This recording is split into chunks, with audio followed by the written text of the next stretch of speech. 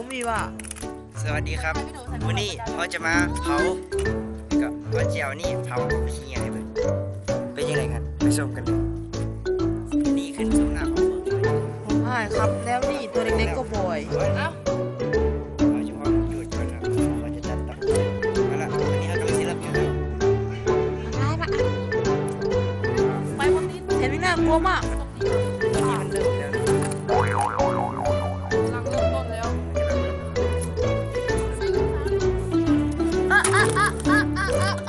ก็อาจจะไปเจอครับแล้วตอนนี้จะขับ ตอนนี้ทุกคนบ้าทำครับ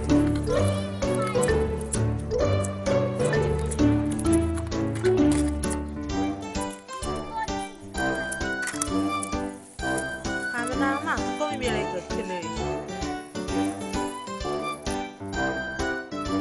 ขับต่อเลยนะ ดูวิธีการเผาหญ้านะครับ ขับต่อเลยนะ กดต่อแบบนี่ดูนะครับ กำลังเริ่ม ไฟตัวนี้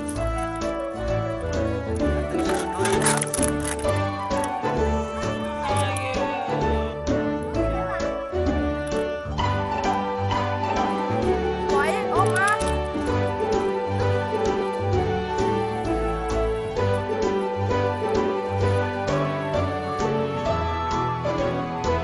มันจะขัดสนหน้าผู้ชม